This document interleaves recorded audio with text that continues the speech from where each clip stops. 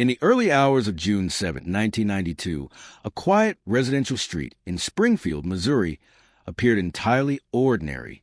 The houses were dark, the neighborhood still, and nothing suggested that anything unusual had occurred. There were no broken doors, no scattered belongings, no visible signs of distress.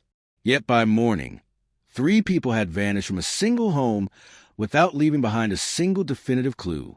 More than 30 years later, law enforcement officials continue to acknowledge publicly that they cannot explain what happened. Springfield in the early 1990s was a conventional Midwestern city, widely regarded as safe and predictable. It was not a place associated with large-scale violent crime or inexplicable disappearances. Neighbors knew one another. Suspicious activity was usually noticed. The idea that 3 people could vanish from one residence overnight without attracting attention was almost inconceivable. 19-year-old Suzanne Streeter had recently graduated from high school and was preparing to begin a new phase of her life. She was described by friends as outgoing and responsible.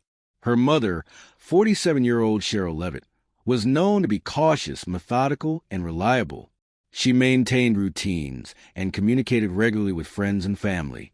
18-year-old Stacy McCall, Suzanne's close friend, was equally dependable and had no history of running away or disappearing without explanation. On the evening of June 6, Suzanne and Stacy attended a graduation celebration. Their original plan was to spend the night at Stacy's home, but sometime after 2 a.m., they decided instead to go to Suzanne's house on East Del Mar Street. It was a minor change made casually without any indication that it carried significance. They arrived shortly after 2:15 a.m. Suzanne's vehicle was parked in the driveway. Stacy's nearby. The house was dark and quiet. Sherrill Levitt was inside. That is a final confirmed moment when any of the 3 women were known to be alive and together. By late morning the following day, concern began to grow. Stacy had not returned home as expected.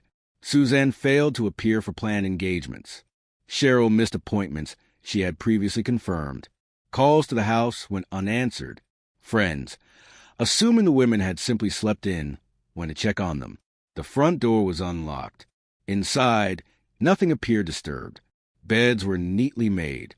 Personal items, including purses, identification, cigarettes, and medication, were left behind.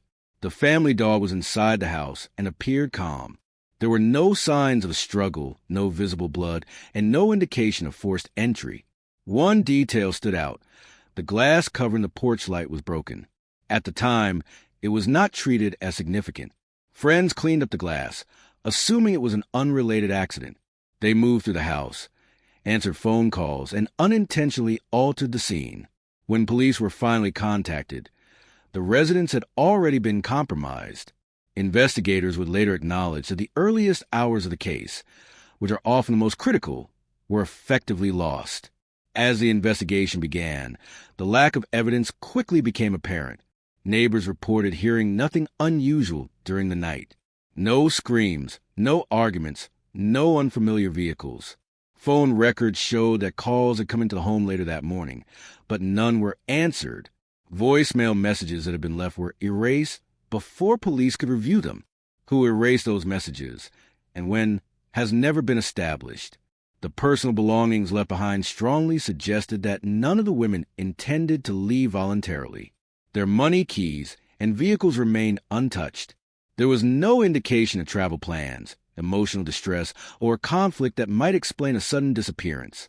Investigators considered abduction almost immediately, but the logistics raised troubling questions. Removing 3 individuals from a house without noise, without witnesses, and without leaving physical evidence would require a level of control that even experienced detectives found difficult to explain. Sherrill Levitt was known to be careful and unlikely to open her door late at night to a stranger. Suzanne and Stacy were young but not careless. Any scenario that involved force raised the question of why no signs of violence were found. As days passed, tips began to arrive.